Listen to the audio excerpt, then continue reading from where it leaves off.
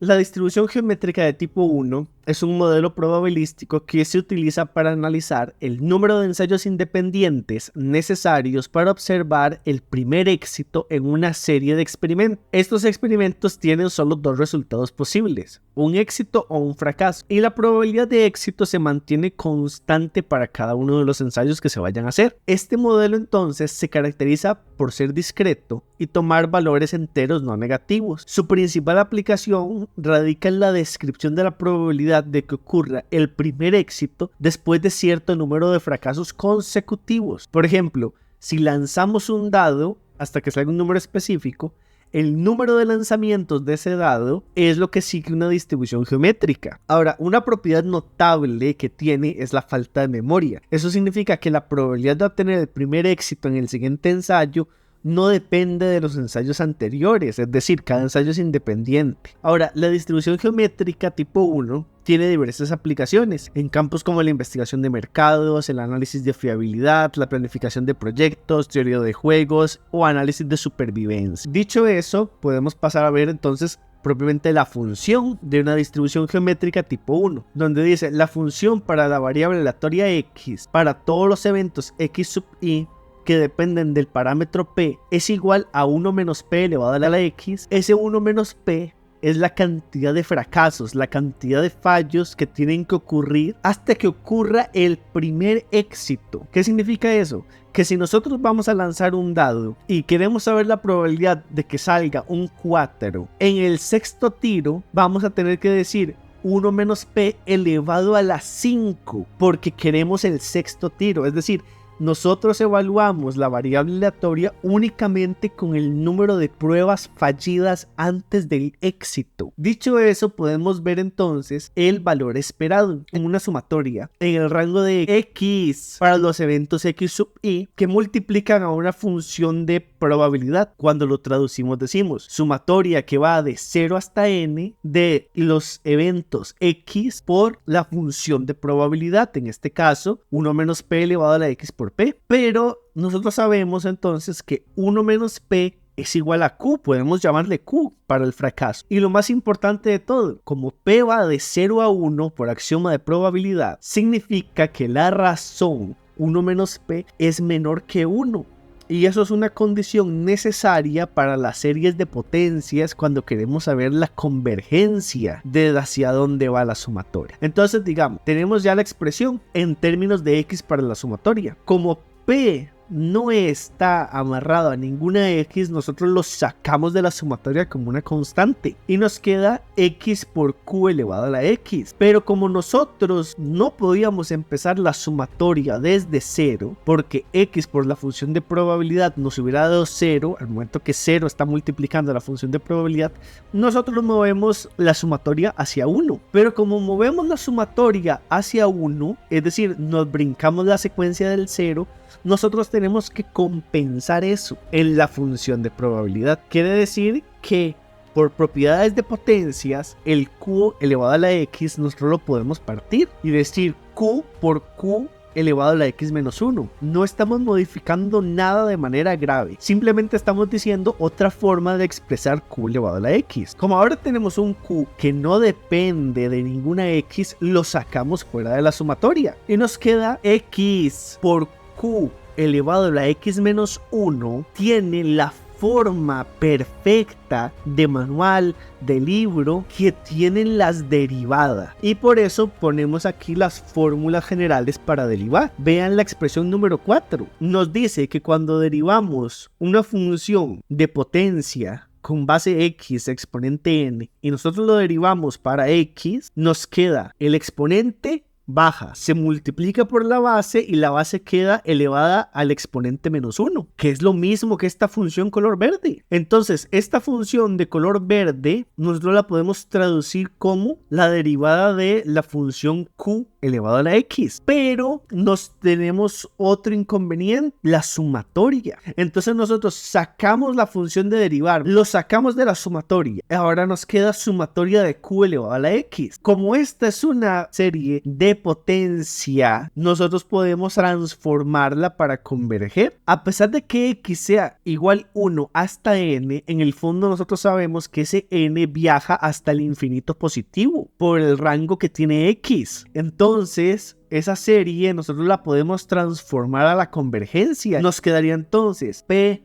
por q por la derivada de 1 sobre 1 menos r, y como r es la q, lo ponemos de esa forma. Cuando nosotros derivamos, nos da 1 sobre 1 menos q al cuadrado. Como está al cuadrado, nosotros lo separamos. ¿Cómo lo separamos? Sabemos que q es igual a 1 menos p, y como tiene un menos atrás, se cambia el signo. Entonces quedaría 1 menos 1 más p. Si eliminamos los unos, nos queda p por 1 menos p sobre p por p. P por p se eliminan y quedó demostrado q sobre p. Ahora podemos ver la varianza que tiene este tipo de distribución. La varianza, por teorema, sabemos que es el valor esperado de x al cuadrado menos el valor esperado al cuadrado de x. Pero con esto podemos aplicar un truquito. Si nosotros decimos el valor esperado de x al cuadrado menos x más x, ese menos x y más x se cancelarían. Es decir, seguimos contando x al cuadrado nada más, menos el valor esperado al cuadrado de x. Si nosotros agrupamos estos términos, diríamos valor esperado de x al cuadrado menos x más x menos el valor esperado al cuadrado de x. Técnicamente todavía tenemos lo mismo, el menos x y el más x se cancelan uno con otro. Pero por propiedades del valor esperado, nosotros sabemos que cada una de las variables les podemos sacar su propio valor esperado. Entonces nos queda el valor esperado del conjunto que hicimos, x al lado menos x, más el valor esperado de x menos el valor esperado al cuadrado de x. Si a eso nosotros le sacamos un factor común, nos queda el valor esperado de x por x menos 1 más x menos valor esperado al cuadrado de x. Pero ¿qué es lo que pasa? Que el valor esperado de x ya lo tenemos y ya lo conocemos, y entonces el valor esperado al cuadrado de x también ya lo conocemos. Eso significa que con haber agregado ese menos x más x, simplemente ahora al momento de trabajar la demostración solo tenemos que averiguar el valor esperado de x por x menos 1, porque el resto de la expresión ya la conocemos. Entonces hagamos eso. Diríamos que es sumatoria en el rango de x de todas las x al cuadrado menos x por la función de probabilidad. Si lo traducimos, diríamos que es una sumatoria desde 0 hasta n de x a la 2 menos x por la función de probabilidad. Pero x no puede empezar en 0, porque si no, diríamos 0 menos 0 por la función de probabilidad da 0. Entonces avanzamos a 1. Pero con 1 diríamos 1 menos 1 por el resto de la función de probabilidad. Entonces también da 0. Eso nos obliga a empezar en 2 hasta n de x por x menos 1, una vez habiendo sacado ya el factor común, por la función de probabilidad. En esta función de probabilidad, p no está en términos de x, por lo tanto es una constante que sale de la sumatoria. Entonces nos queda x por x menos 1 por la función de probabilidad restante elevado a la x. Pero dijimos que 1 menos p lo podemos expresar como q, y q es un valor menor a 1. Entonces lo traducimos así. Nos quedaría p por la sumatoria de x igual a 2 hasta n de x por x menos 1 por q elevado a la x. Pero como hicimos dos ciclos, significa que ocupamos compensar ese brinco que hicimos de 0 y de 1. Entonces, por las propiedades de potencia, q nos puede servir para eso, quedándonos p por la sumatoria de x igual 2 hasta n de x por x menos 1, q a la 2 por q elevado a la x menos 2. Q elevado a la 2, como no tiene ningún término de x, nosotros lo sacamos de la expresión y nos queda esta parte color verde, x por x menos 1 por q elevado a la x menos 2. Si nosotros ponemos atención, eso también tiene la forma de calle, de manual, de libro de una derivada, específicamente de la segunda derivada de q elevado a la x. Entonces, como sabemos que esa es la función de la segunda derivada, para Q lo expresamos de esa manera. Pero como tenemos el problema todavía de la sumatoria, entonces primero hay que resolver la sumatoria. La sumatoria de esa serie de potencia converge a 1 sobre 1 menos Q, donde Q es la base. Bien. Y la segunda derivada de esa función sería 2 sobre 1 menos Q elevado a la 3. Si nosotros resolvemos eso y lo multiplicamos, nos quedaría 2p Q a la 2 sobre p elevado a la 3. ¿Qué significa eso? Que como nosotros estábamos trabajando con el valor esperado de x por x menos 1, eso es lo que representa ese valor. ¿Qué tenemos que agregar ahora? Los elementos que ya conocemos, el valor esperado de x y el valor esperado de x, pero todo al cuadrado. Bien, entonces ¿qué hacemos aquí? Notamos que todos los elementos tienen q sobre p. Sacamos q sobre p como un factor común y nos queda la expresión. Si nosotros hacemos las formitas de cruz para quitarnos las fracciones y hacemos aquí un poquito de trabajo algebraico, podemos observar que el resultado es 1 menos p sobre p al cuadrado. Eso es la varianza. Ahora bien, ¿qué nos falta por demostrar? Sea no negativa y sea de convergencia. Sabemos que p va entre 0 y 1. Por tanto, las bases 1 menos p y p tienen que ser por fuerzas mayores o iguales que 0. Y x va en un rango no negativo. Va de 0 hasta n. Entonces, base positiva, exponente positiva, por fuerzas esta función tiene que ser no negativa. Y ahora una vez más para la convergencia. La convergencia de la sumatoria en el rango de x de la función de probabilidad igual a 1. En este caso, el rango va de 0 a n de la función de probabilidad. Sacamos la p y nos queda una serie de potencia. Por lo tanto, como tenemos la serie de potencia en un formato clásico, diríamos que sería p por 1 sobre 1 menos q.